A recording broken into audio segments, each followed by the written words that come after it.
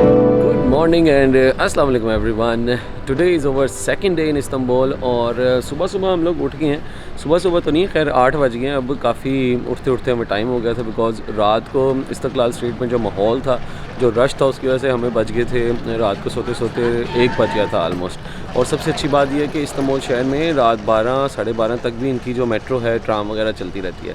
तो आज का दिन हमने अब एक्सप्लोर करना है। अपनी गोज़यान की चिड़िया से पूछते हैं कि यार कहाँ पे आज जाना है। तो डिफरेंट जगह हम इस्तांबुल की फिरेंगे और आपको साथ साथ जो है एक्सप्लोर करके दिखाएंगे, खाएं पिएंगे भी। तो मनी, क्या प्लान है भाई आज निकलने का, खाने पीने का? बिलाल भाई, लोहरी चनों की बहुत याद आ रही है। ओए होए फिलहाल कोई टाइट सा नाश्ता करवा दें। यार लोहरी चने जो है ना बहुत ज़्यादा याद आ रहे हैं हमें। 1 महीना हो गया आलमोस्ट ट्रैवल करते हुए ईरान और टर्की का, और इस वक्त हमें लाहौर के नान चने विद अंडा बहुत ज़्यादा उसकी क्रेविंग हो रही है। लेकिन बस 2 दिन रह गए यार, वो लाहौर जाके खाएंगे। फ़िलहाल हम ये इस्तांबुल को आज एक्सप्लोर करते हैं। नान चने तो नहीं मिलने और ना ही टैट नाश्ता मिलना है, हल्का फुल्का ही मिलना है यहाँ पर। तो देखते हैं जो भी इनकी गलियों में मिलता है। वो जो रिंग वाला कुलचा मिलता है ना इधर, वो काफ़ी मशहूर है, उसको यहाँ पे सिमित कहते हैं। तो आलमोस्ट वो कोई 50-60 रुपए का एक कुलचा मिलता है, बड़ा ही मज़ेदार होता है और रुखा खाना होता है उसको। तो वो देखते हैं, या अगर कोई हमें अच्छा ऑमलेट एग वगैरह मिल जाता तो वो खाते हैं। तो सुबह सुबह हम निकलने लगे इस्तांबुल की गलियों में और साथ साथ कुछ खा लेते हैं और फिर आपको एक्सप्लोर कराते हैं इस्तांबुल।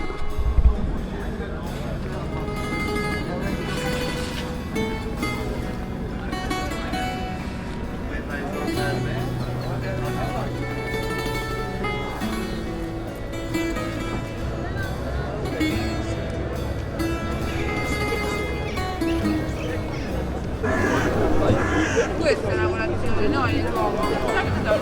È tutto gratis.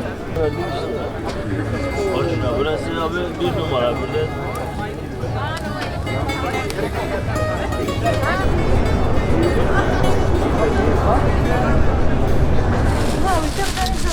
नहीं नहीं, यही मिल रहा है नाश्ते में सुबह सुबह। ये इसको कहते हैं बोरैक, समथिंग लाइक चीज़ होती है इसमें और बन होता है, बेक हुआ होता है। ये है 5 लीटर का पाकिस्तानी, ऑलमोस्ट 60-70 रुपये का।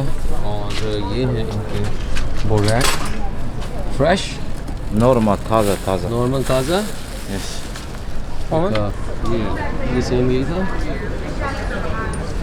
बस ये इसको यहाँ पे सिमित, यहाँ का कुलचा है आप भी उसमें अर्ली मॉर्निंग ब्रेकफास्ट है। यहाँ पे सब लोग यही नाश्ता करते हैं अर्ली मॉर्निंग। तो ये हमने ले लिया, अब यही खाएंगे।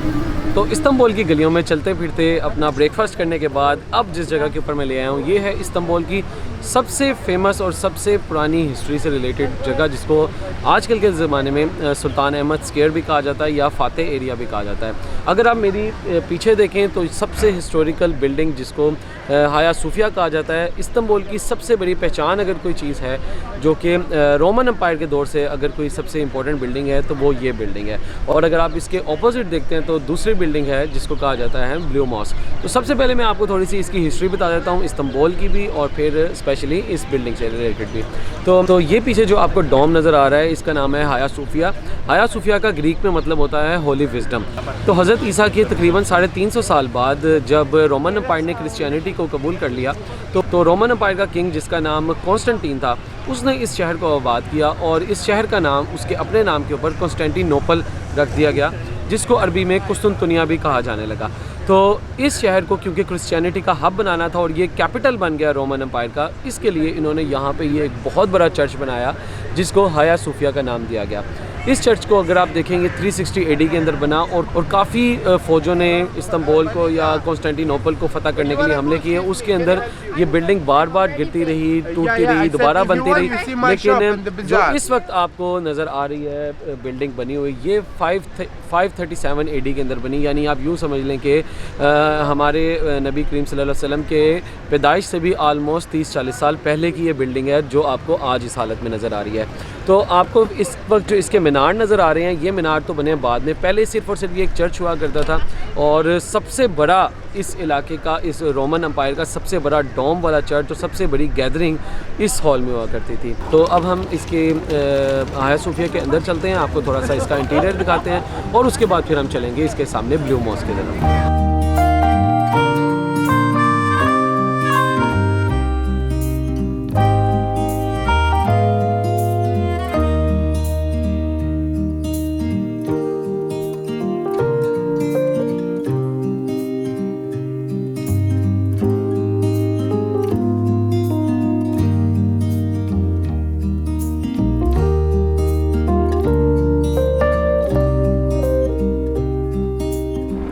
तो मैं आ गया हूँ अब इस वक्त हाया सोफिया के अंदर। आपने देखा ही है कि बाहर इतना एक्सट्रीम रश है, इतना एक्सट्रीम रश है टूरिस्ट का, और ये नॉर्मल रश है, कोई स्पेशल डे नहीं है आज। हाँ ठीक है, संडे ज़रूर है, लेकिन फिर भी डेली बेसिस के ऊपर इस्तांबुल में इतना ही रश होता है। इसीलिए मैंने आपको ब्लॉग के स्टार्ट में कहा था the most visited places on earth के अंदर अगर आप टॉप 3 में कोई शहर देखेंगे तो वो इस्तांबुल है।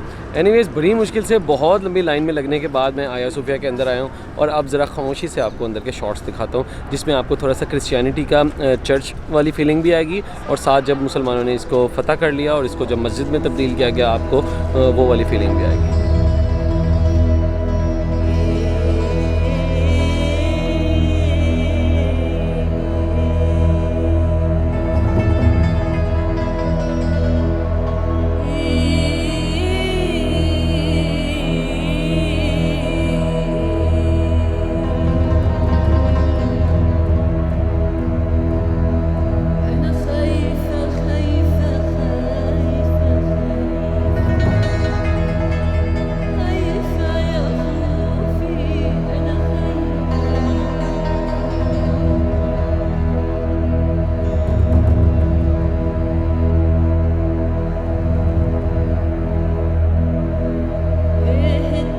तो अब मैं आ गया हूँ इस वक्त हाया सोफिया मॉस्क के हॉल के अंदर, और अब मेरे पीछे आपको इस वक्त बेतहाशा लोग जो नज़र आ रहे हैं, ये सारे के सारे विज़िटर्स हैं। नमाज़ पढ़ने वाले इसमें कम है, वैसे भी अभी टाइम आलमोस्ट 11:30 हुआ है। जब इधर अज़ान होती है या नमाज का टाइम होता है तो ये एक सेक्शन को खाली कर देते हैं और आगे वाले सेक्शन में मुसलमान लोग नमाज़ पढ़ लेते हैं और बाकी सब लोग पीछे चले जाते हैं। लेकिन इस वक्त जितने भी आप लोग देख रहे हैं, ये सारे गाइड्स के साथ और एज अ विज़िटर आए हुए हैं, जो कि यहाँ की हिस्ट्री देख रहे हैं, जो कि काफ़ी सैकड़ों साल पहले स्टार्ट हुई। और अगर आप इसकी छतों के ऊपर आर्ट देखें तो आपको क्रिश्चियन चर्चेज़ का ही आर्ट आपको देखने को मिलता है। और एक इंटरेस्टिंग चीज़ जो मुझे एक नज़र आती है कि यहाँ पे अगर आप देखें तो एक लड़की नुमा इसकी कोई शक्ल बनी हुई है, दरमियान में एक फेस है और साइडों पे पड़ वगैरह बने हुए हैं। और जबकि आप इधर देखते हैं, यहाँ पे भी इसी तरह की एक फ़ेस था और यहाँ पे भी इसी तरह का फ़ेस था और एक यहाँ भी था। यहाँ पे मेरे ख्याल है इन्होंने मुसलमानों ने यहाँ आने के बाद इसके फ़ेस को कवर कर दिया, सिर्फ एक एज आ निशानी के तौर पे इन्होंने यहाँ पे अभी भी रखा हुआ है। तो ओवरऑल अगर आप इस हाया सोफिया की मॉस्क को देखें तो वो सामने सेंटर में इसकी नमाज़ पढ़ने वाली जगह है, थोड़ा सा स्टेज नुमा जगह बनी हुई है। वहाँ पे अगर आप देखें तो एक एरिया है जो इन्होंने कॉर्डन ऑफ किया हुआ है, जहाँ पे सुल्तान बैठा करता था और उनकी कोई जो भी तकरीब हुआ करती थी वो उस जगह के ऊपर हुआ करती थी। तो इस वक्त जितना भी अगर आप ये देखें टूरिस्ट सारा बैठा हुआ है, जितने अपनी अपनी लैंग्वेजेस में लोग विज़िट करने आ रहे हैं।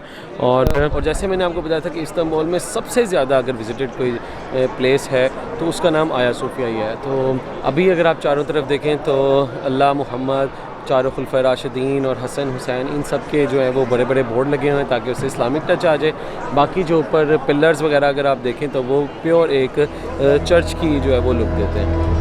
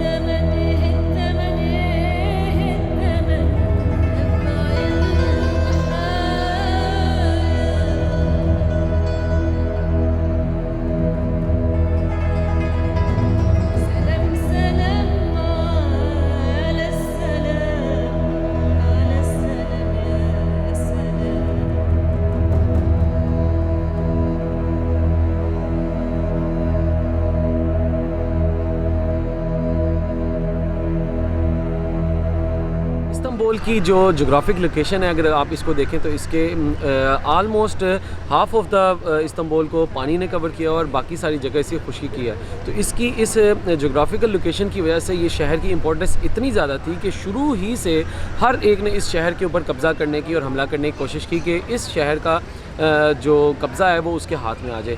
तो अगर हम इसको पीछे जाके हिस्ट्री में देखें तो बनु उमैया के दौर के अंदर भी यजीद ने भी काफ़ी लोगों के साथ इस पे यहाँ पे हमला किया और काफ़ी जो ताबईन सहाबा और तबा ताबीन भी आए इसके ऊपर हमला करने के लिए। और यहाँ पे आपको हज़रत अयूब अंसारी जो कि साहबी रसूल थे, उनका मज़ार भी इस्तंबुल के अंदर ही आपको मिलता है, लेकिन वो भी फ़तह ना कर सका और यजीद की फ़ौजें भी यहाँ से वापस चली गई।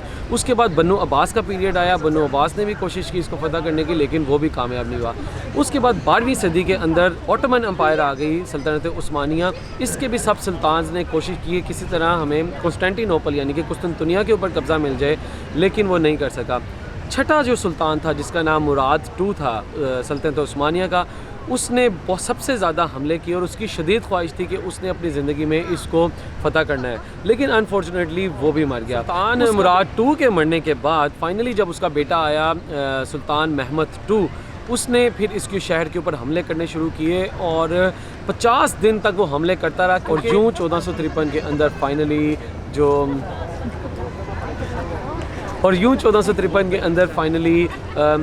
जो सुल्तान महमद II था उसने इस्तंबुल को फ़तह किया और यहाँ से इस सुल्तान का नाम सुल्तान फ़ातेह भी पड़ गया। तो इस्लाम आने के बाद कॉन्स्टेंटिनोपल का नाम चेंज हो गया इस्लाम्बुल। और अगर आप ऑटोमन एम्पायर के सिक्के भी देखें, जब इनका रस्मुल ख़त अरबिक हुआ करता था, उसमें अरबिक में अंदर इसका नाम इस्लाम्बुल ही लिखा हुआ है, लेकिन टाइम गुजरने के बाद आहिस्ता आहिस्ता इसका नाम इस्लाम्बुल से इस्तंबुल के अंदर कन्वर्ट हो गया।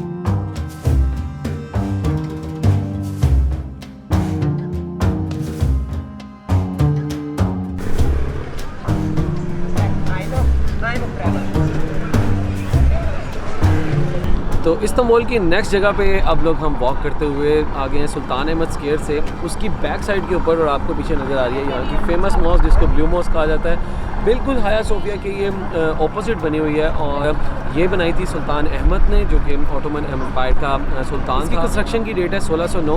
वैसे तो इस मस्जिद का नाम ऑटोमन एम्पायर के अंदर सुल्तान अहमद मॉस्क ही रखा गया, लेकिन जितने भी यूरोपियन और फॉरेनर टूरिस्ट वगैरह आते थे वो जब इस मस्जिद के अंदर इसको विज़िट करने जाते थे तो इसके डोम के अंदर बहुत ही खूबसूरत ब्लू कलर की टाइल्स लगी हुई हैं, जिसकी वजह से इसको ब्लू मॉस्क में इसका नाम पड़ गया। अगर आप सुल्तान अहमद स्क्वायर के बिल्कुल सेंटर में जाके बैठते हैं तो इसके बाहर बहुत ज़्यादा पब्लिक के लिए बैठने के लिए बेंचेस लगे हुए हैं। यहाँ पे लोग खाना पीना भी खाते हैं, साथ तस्वीरें उतरवाते हैं, लेकिन उस जगह से इसकी अच्छी पिक्चर्स वगैरह नहीं आती, इतना अच्छा व्यू नहीं आता।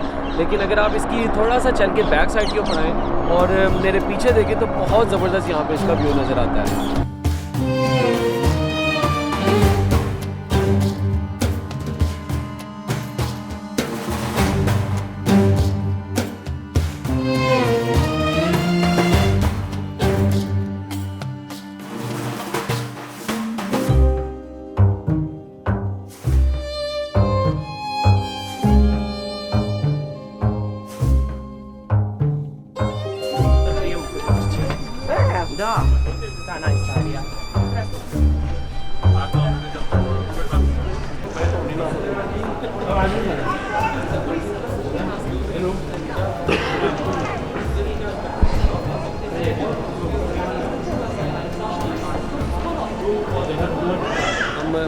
तो मैं आ गया हूँ इस वक्त ब्लू मॉस्क के अंदर बिल्डिंग के अंदर जो उसका प्रेयर हॉल है, लेकिन अनफॉर्चुनेटली आलमोस्ट पिछले 3-4 साल से इसकी रिपेयर वर्क चल रहा है और इसको काफ़ी ज़्यादा इन्होंने ढका हुआ है बोर्ड्स वगैरह लगाकर। तो वो जो उसकी अंदरूनी खूबसूरती है, जो ब्लू टाइल्स थी जिनको इज़निक टाइल्स भी कहा जाता है, जो उस ज़माने की सबसे महंगी और सबसे खूबसूरत टाइल हुआ करती थी और इज़निक शहर से बन के यहाँ पे आके लगाई जाती थी, वो टाइल्स यहाँ पे लगी हुई हैं जिसकी वजह से इसको ब्लू मॉस्क कहा जाता है। लेकिन मसला ये है कि चारों तरफ से इधर कपड़ा लगा हुआ है और कंस्ट्रक्शन चल रही है, जिसकी वजह से हमें इस ब्लू मॉस्क की ज़्यादा खूबसूरती तो नहीं नज़र आ रही, लेकिन सिर्फ और सिर्फ जो इसका सेंटर डोम है और इसके जो सपोर्टिंग डोम है इसके चारों तरफ, हमें सिर्फ वो थोड़े बहुत नज़र आ रहे हैं। तो आपको मैं इस वक्त सिर्फ उसी के शॉट्स दिखा देता हूँ।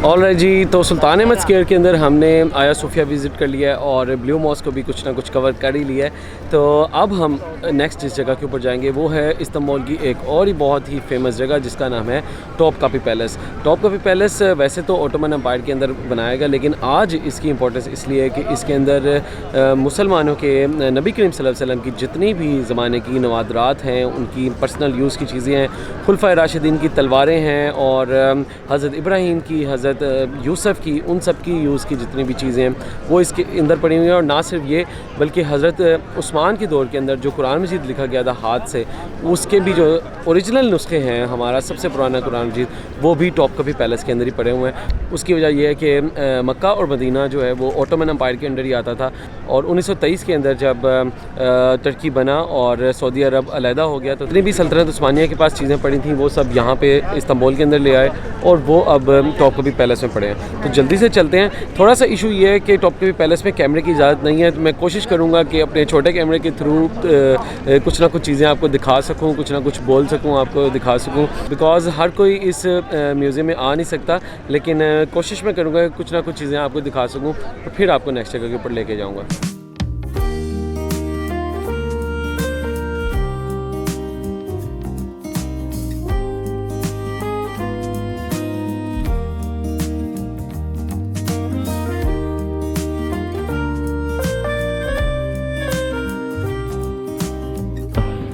$70 लीरा का, और ख़ाली अगर टॉपकापी आप विज़िट करते हैं $100 लीरा। और ये मिल गई है जनाब हमें टॉपकापी की $100 लीरा का टिकट।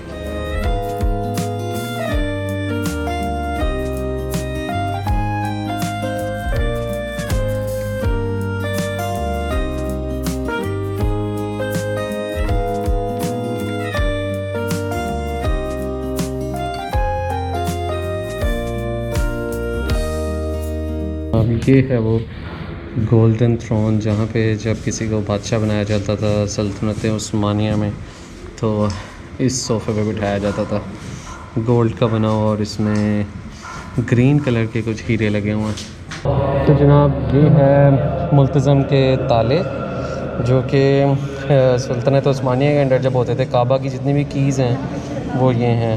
18वीं सदी में जितनी भी कीज़ थी ये वो हैं। ये 15। ओके जी, नेक्स्ट चीज़ जो सबसे ज़्यादा ज़बरदस्त है वो है हज़रत मूसा का अस्सा, उनकी लाठी।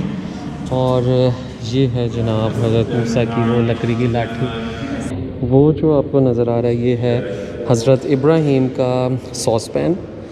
ये जो पगड़ी है ये हज़रत यूसुफ़ की पगड़ी है। और उसके अलावा ये जो हाथ आपको नज़र आ रहा है ये हज़रत याह्या यूज़ किया करते थे, मेटल का हाथ, ये वो है। और ये जो है हमारे हुज़ूर सल्लल्लाहु अलैहि वसल्लम का जो पाँव है उसका निशान है, जो पत्थर के ऊपर उन्हें बना के जो है ना वो रखा हुआ है, फुटप्रिंट ऑफ प्रॉफिट मोहम्मद सल्लल्लाहु अलैहि वसल्लम। अब जो मैं नेक्स्ट जगह पर आया हूँ ये 3 तलवारें हैं, 1, 2 और 3। शेड बहुत ज़्यादा आ रहा है शीशे में, लेकिन मेरी कोशिश पूरी है मैं आपको दिखा दूँ।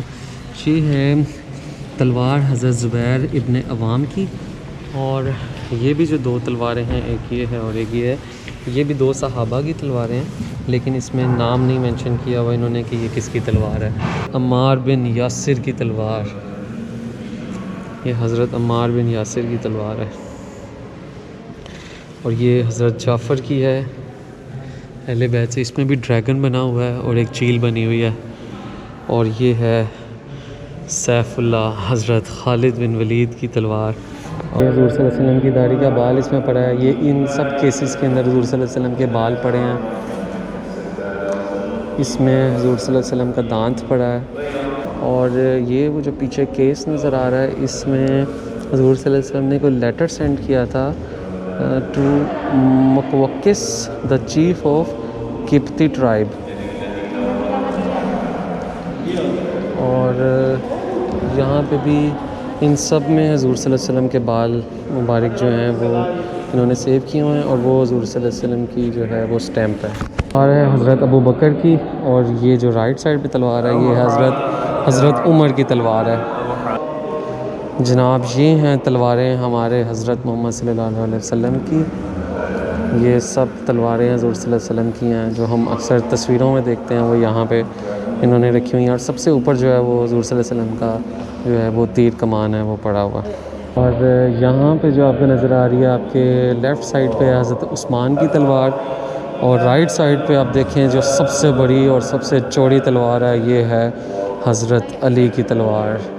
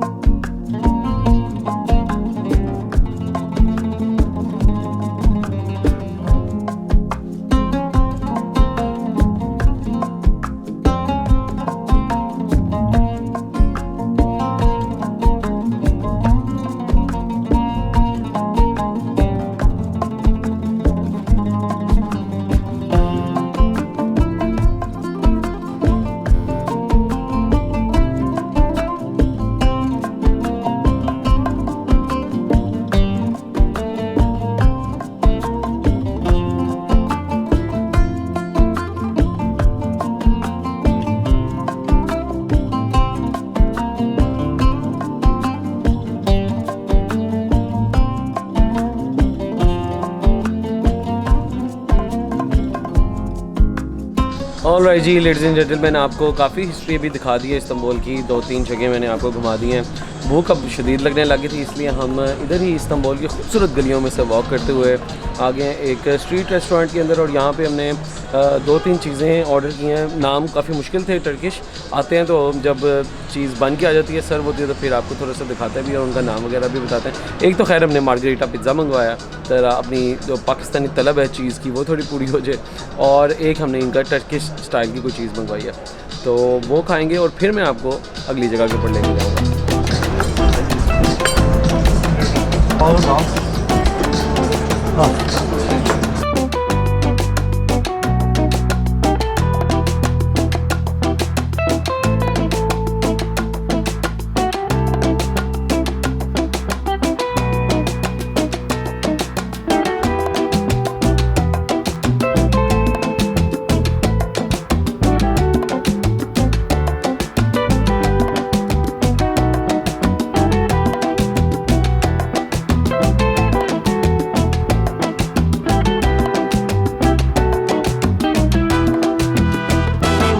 खाना आ गया, बहुत ही ज़बरदस्त, हमसे रहा नहीं गया, हमने एकदम स्टार्ट कर लिया। मैंने कहा यार आपको तो हमने इनवाइट ही नहीं किया, आपको तो दिखा दूँ मंगवाया क्या। यार ये बड़ा ही ज़बरदस्त चिकन है, इसको इन्होंने टर्की फूड है और इसको कहते हैं कुछ तुवाड़ू समथिंग। चिकन ब्रेस्ट है, उसके साथ लेग पीस का थोड़ा सा पोर्शन है, राइस हैं और ये थोड़ी सी वेजिटेबल्स हैं। और साथ मज़ेदार जो चीज़ है वो ये है कि एक टमाटो सॉस, एक हुमस और मायो और उसके अंदर कुछ हर्ब्स डाल के ये लोग देते हैं। इसके साथ अगर आप ये लगा के खाएँ तो क्या टेस्ट आया। मैं एक बाइट ले चुका हूँ, अमेजिंग। और ईरान और टर्की दोनों में खानों का मुझे सबसे ज़्यादा मज़ा इसलिए आया कि पाकिस्तान की तरह बहुत ज़्यादा मसाले नहीं ये घुसा देते।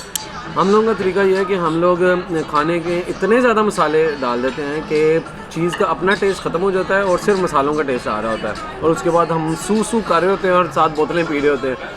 इनकी सबसे अच्छी चीज़ ये होती है यार, ये इतने माइल्ड मसाले डालते हैं और जो जेन्युइन आइटम होती है उसका टेस्ट इतना ज़बरदस्त आता है। यानी अब ये चिकन को इतना ज़बरदस्त मैरिनेट किया हुआ और लाइट सा टेस्ट है। उसके साथ आप ये हरी मिर्च खाएं, साथ ये सॉस खाएं, साथ ये हुमस खाएं, मज़ा आ जाता है। पिज़्ज़ा का मैंने एक स्लाइस ट्राई किया है, ये इनका है मार्गरीटा पिज़्ज़ा। ये इन्होंने वैसे रोटी के ऊपर ही, पतली सी रोटी है उसके ऊपर इन्होंने बेक किया है और साथ टमाटो लगाया और सिर्फ चीज़ है, और ये भी बहुत ज़बरदस्त है। ये ख्याल है अब ज़रा जल्दी से अपना खाना खाते हैं, आपको फिर नेक्स्ट जगह के ऊपर भी लेकर जाना है।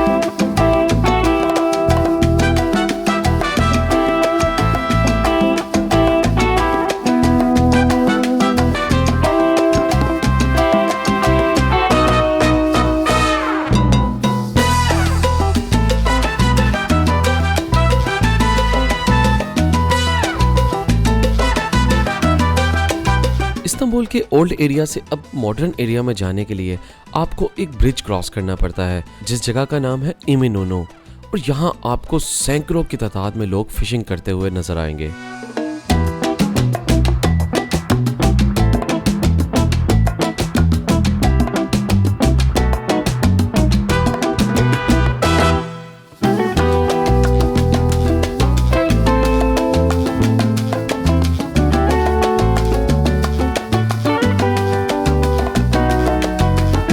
और इमिनोनो का ब्रिज क्रॉस करते ही आपको नजर आता है बहुत बड़ा और खूबसूरत गलाटा टावर, जो रोमन एम्पायर ने 14वीं सदी में इस शहर की रखवाली के लिए एक वॉच टावर बनाया था।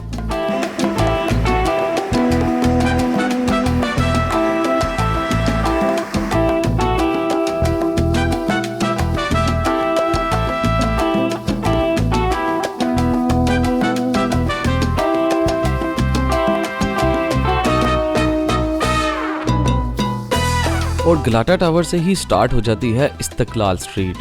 शाम के टाइम जब आपके प्लान में कुछ भी करने को ना हो तो बस चुप करके इस्तकलाल स्ट्रीट में वॉक करने आ जाए।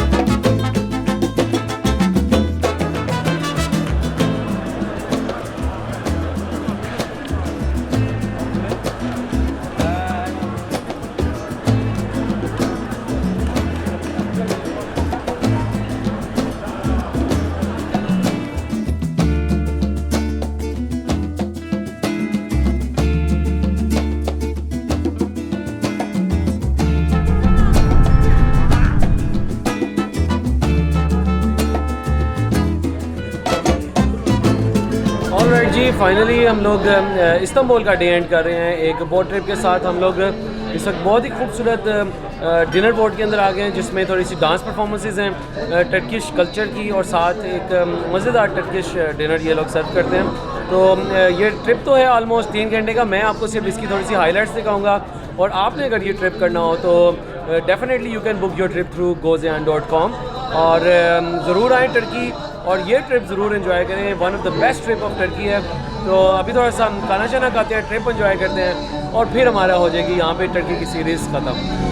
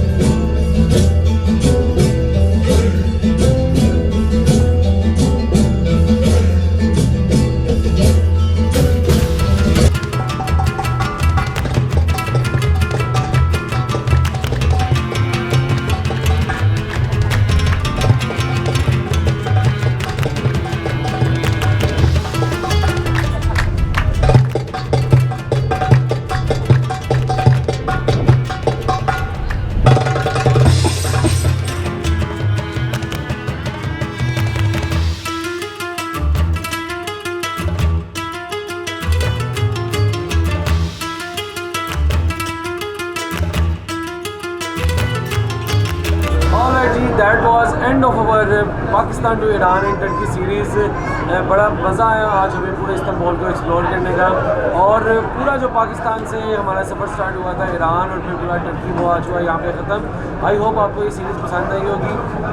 मैं चलता हूँ और इस वीडियो को यहाँ पे ख़त्म करते हैं, लेकिन एक सरप्राइज़ है, ये सीरीज़ तो यहाँ पे हो गया ख़त्म, लेकिन हो सकता है मैं आपको अगले एपिसोड में मिलूँ किसी और कंट्री के अंदर।